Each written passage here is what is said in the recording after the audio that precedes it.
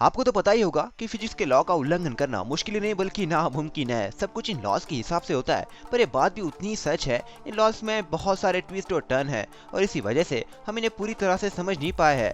Rap drive जैसे invention ने हमें फिजिक्स के लॉ को फिर से पढ़ने पर मजबूर कर दिया है। तो चलो कुछ ऐसे इन्वेंशन की खोज पर। Number 10, dipping hand into lead. Molten metal यानी पिघला हुआ लोहा बहुत गर्म रहता है, पर मोल्टन लीड उतना ही गर्म नहीं रहता। उसका टेम्परेचर सिर्फ 327.5 डिग्री रहता है। पर फिर भी मोल्टन मेटल में हाथ डालना अच्छी बात तो नहीं है, और वो भी बिना खुद को इंजोर किए। आप सोच रहे होगे कि आपका हाथ इंस्टेंटली क्यों नहीं जला। वेल, आप किसी भी मोल्टन में हाथ डालोगे तो ऐसा ही होगा, पर पानी की पतली लेयर आपके हाथों को कुछ समय के लिए प्रोटेक्ट करने के लिए काफी है। ये सब कुछ लीडेन फ्रोस्ट इफेक्ट की वजह से पॉसिबल है।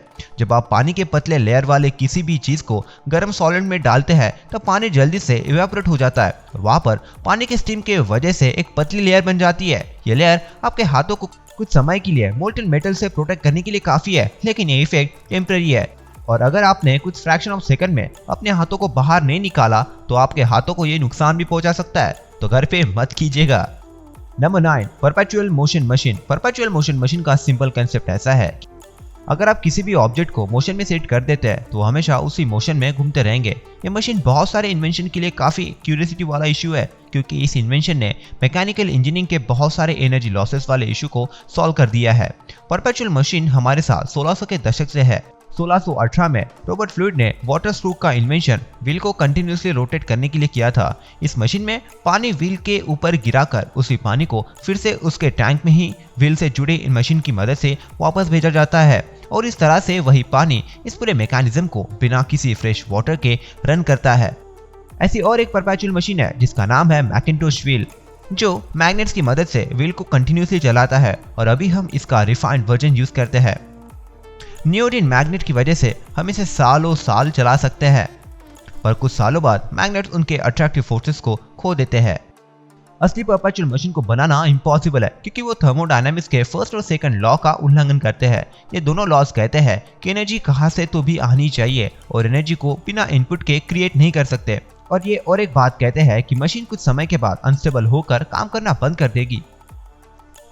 Number 8, vacuum cleaners can lift cars. Mythbuster नाम की एक फेमस टीम चेक करने के लिए गई थी कि वैक्यूम क्लीनर्स कितने भारी वजन उठा सकते हैं, और कुछ हल्के वजन के साथ सक्सेसफुल एक्सपेरिमेंट करने के बाद ये बंदे सीधे कार को उठाने के लिए चले गए। ये सुनने में कितना भी इम्पॉसिबल लगता है, पर ये पॉसिबल है, क्योंकि लिफ्टिंग पावर ऑब्जेक्ट को क्रॉस सेक्शनल शेप की वजह से लाइनिंग बढ़ाता है, और ऐसा तब तक पॉसिबल है जब तक सेम अमाउंट की एयर सेम रेट से सक की जाती है। इसलिए मिथबस्टर ने बड़े सक्शन कप बनाए जो लार्ज एरिया को बड़े आसानी से कवर कर सकते हैं, और इस वजह से ये अटैचमेंट्स उनके लिमिट से 5 पॉइंट ज्यादा यानी 2.3 kg वजन ज्यादा उठा सकते हैं। इन्होंने ऐसा 40 सक्शन कप बनाए और इन सबको एक वैक्यूम पंप से कनेक्ट कर दिया, और ये कार को क्रेन के मैक्सिमम हाइट पर उठाने में सक्सेसफुल रहे। कुछ मैथमेटिशियंस का कहना यह है कि ह्यूमंस एक स्ट्रॉ की मदद से एक कार को भी उठा सकते हैं, जब तक उन्हें राइट एयर सील और लार्ज अटैचमेंट एरिया मिल जाता है। यह पॉसिबल है, और इसे हम देखना जरूर पसंद करेंगे। Number 7, warp drive engine. दुनिया के सारे एडवांस टेक्नोलॉजी डेवलपर्स के लिए स्पेस ट्रैवल ये सबसे बड़ा एजेंडा रहा है, और हम उस लेवल पे पहुंच चुके हैं जहां पर रियूजेबल रॉकेट का यूज करके हमारे सोलर सिस्टम में ट्रैवल करना हमें एफिशिएंट हो चुका है। अभी हमारे विचार सोलर सिस्टम के बाहर ट्रैवल करने पे जा रहे हैं, जिससे हम इंटरस्टेलर ट्रैवल कहते हैं, जो हमें नए सोलर सिस्टम तक, नए पृथ्वी की खोज में जाने के लिए मदद करते हैं।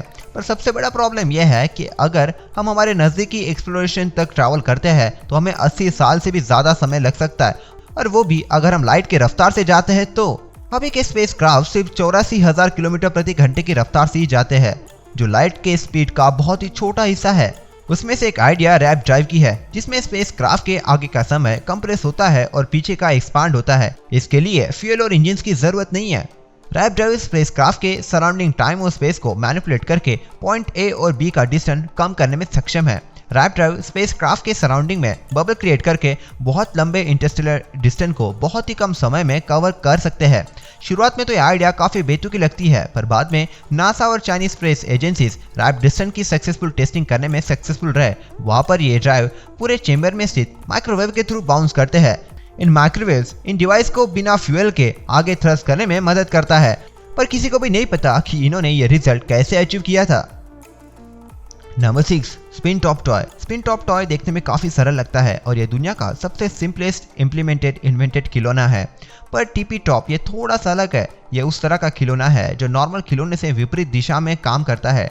टीपी टॉप को घुमाने के बाद यह खुद को उल्टा कर देता है। जब इस खिलौने का मोमेंटम एक क्रिटिकल पॉइंट पर पहुंचता है तब यह खुद को अचानक से उल्टा कर देता है और यह देखने में काफ़ी अमेजिंग भी लगता है। पर टाडाशी टोयोडा ने बनाया हुआ टिपी टॉप काफी कंफ्यूजिंग है। ये टिपी टॉप एक डायरेक्शन में घूमने पर ठीक से काम करता है, पर इसके अलग डायरेक्शन में घूमने पर यह आपके उम्मीदों पर खरा नहीं उतर पाता। तो सबसे बड़ा सवाल तो यह है कि इस खिलौने को एक साइड में ही प्राथमिकता क्यों मिल रही है। हार्वर्ड के साइंटिस्ट मानते हैं कि किसी को भी इसके बारे में एक्चुअल रीजन तो नहीं पता, पर उनका मानना यह है कि इसके पीछे का रीजन स्पिन टॉप के चिरेटी में है।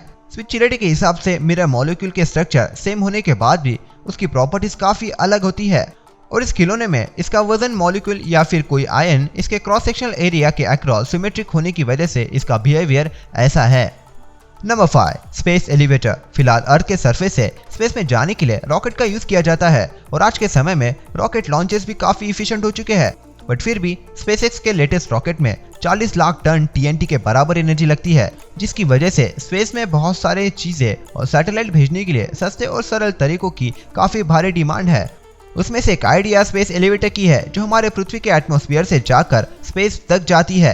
ये इतना बड़ा स्ट्रक्चर एक केबल है जो अर्थ के सरफेस से स्पेस तक जाता है, जो हमारे स्पेस में चीजें भेजने के लिए मदद करता है, वो भी बिना किसी रॉकेट लॉन्चेस के। पर सबसे बड़ा सवाल तो यह है कि इसकी स्ट्रेंथ और फ्लेक्सिबिलिटी कितनी हो सकती है।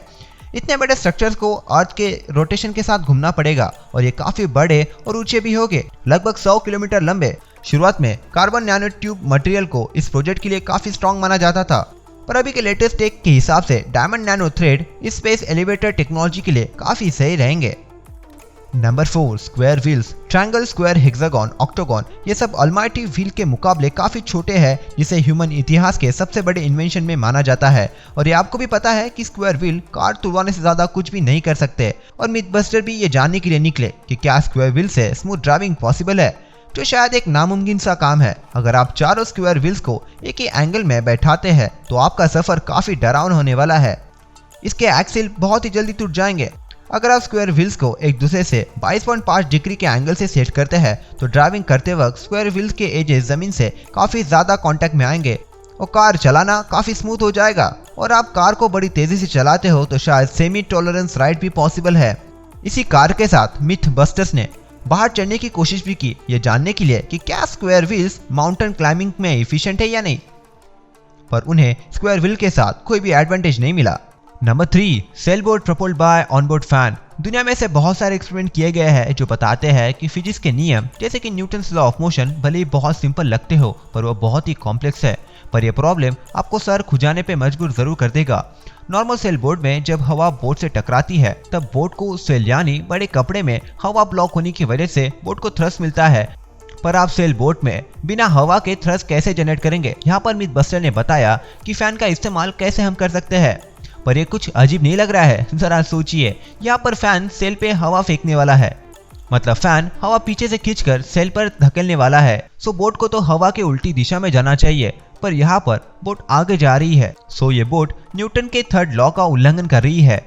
इस लॉ के हिसाब से बोट को हवा के उल्टी डायरेक्शन में जाना चाहिए, जिस डायरेक्शन में हवा बह रही है। कंफ्यूज होने की जरूरत नहीं है, यहाँ पर फैन सेल पर हवा भेज रहा है, यह हवा सेल पर टकराने से पीछे जा रही है। सो इस तरह से बोट हवा के उल्टी डायरेक्शन में जा रही है।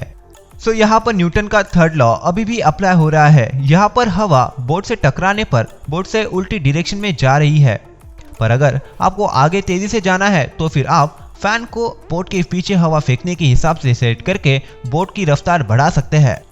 Number 2, bending bullet. किसी कॉर्नर या फिर ऑब्स्टिकल के पीछे छुप के एक्यूरेटली बंदूक से गोली चलाने के एक्सपेरिमेंट्स वर्ल्ड वॉर 2 के दौरान काफी किए गए और क्रूमलाफ जर्मन रिसर्च के एफर्ट का फल था। वो उनके वेपन्स को ऑपरेट करना चाहते थे, पर 1000 फीट प्रति सेकंड की रफ्तार से ट्रैवल करने वाली बुलेट बंदूक में ही बेंड करने पर विश्वास नहीं होता ना। आपको लग रहा होगा कि बुलेट उसके स्ट्रेट पाथ को फॉलो करके बंदूक के बैरल को डैमेज करके निकल जाएगी, पर आप गलत है।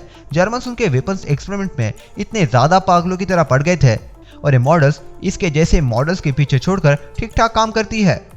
इस मॉडल में टर्बुलेंस गैसेस को बाहर निकालने के लिए होल्स भी किए गए हैं। इस सक्सेस के बाद स्टर्मगेयर 44 नाम की इस बंदूक से ऑब्जेक्ट और ऑब्स्टिकल से छुपकर अटैक करना पॉसिबल कर दिया। पर इन मॉडल्स के पीछे का सबसे बड़ा प्रॉब्लम इसकी एक्यूरेसी और रिलायबिलिटी थी। कभी कभार ये प्रोटोटाइप मॉडल से फायर करने के बाद भी गोली बाहर नहीं निकाल पाते थे या फिर बंदूकें डिस्ट्रॉय हो जाती थी।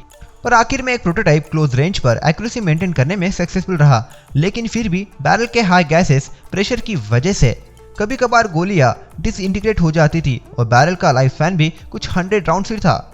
लोग इसके पीछे एक्सट्रीम लेवल पर चल रहे थे कि कुछ बंदूकें इनके बैरल से 180 डिग्री तक बेंड कर पाती थी। सबसे अजीब बात तो यह है कि जब आप इसमें से फायर करेंगे तब इसका रिकॉइल इफेक्ट यानी बंदूक से गोली निकलने के बाद का झटका बंदूकों को आगे खींचता है, जैसे कि आपसे कोई बंदूक खींचने की कोशिश कर रहा है। पर आज के समय में एडवांस वेपन जैसे कि इजराइल कॉर्नर शॉट में डिजिटल कैमरा और पिस्तौल लगे हुए बेंडेबल डिटैचमेंट जैसे फीचर्स भी दिए गए हैं। Number 1, driving motor bikes and cars on water. अगर व्हीकल्स को पानी पर चलाया जा सकता है तो ब्रिजेस और क्रॉसिंग की जरूरत ही नहीं गिरेगी। ऑब्वियसली ये पॉसिबल तो नहीं है, पर हम कुछ समय के लिए व्हीकल्स को फोर्सफुली पानी पर चला सकते हैं। एक नॉर्मल अनमॉडिफाइड टू व्हीलर पानी पर कुछ 100 मीटर तक चल सकती है, पर प्रॉब्लम यह है कि आपको बड़े तेजी से गाड़ी को चलाना पड़ेगा। ये वाटर सरफेस टेंशन की वजह से पॉसिबल है, लेकिन कार के साथ कुछ खास रिजल्ट नहीं मिल पाएंगे। पर अच्छे स्पीड के साथ कार कुछ मीटर तक डिस्टेंस को स्किप कर सकता है। ऐसा कार पानी के सरफेस पर उड़ने की वजह से होता है। इसका मतलब कार कुछ समय तक पानी के ऊपर चल सकती है। पर इस पर काफी कंफ्यूजिंग करने वाले सवाल भी आते हैं, जो दर्शाता है कि फिजिक्स कितना भी आसान और सरल लगता हो पर वो हमारे सोच से उतना ही कॉम्प्लेक्स है। हे दोस्त, अगर आप यहाँ तक वीडियो देख रहे हो तो आप बहुत स्मार्ट हो और स्मार्टनेस को चाहिए डेली स्मार्टनेस का डोज जो हम आपको डेली प्रोवाइड करते हैं। तो ऐसी अमेजिंग नॉलेज के लिए हमारे सब्सक्रिप्शन बटन को क्लिक जरूर कीजिएगा ताकि सबसे पहला वीडियो आप तक ही पहुंचे। तो तब तक के लिए बाय, और अब तक देखिए लेफ्ट या फिर राइट। बाय।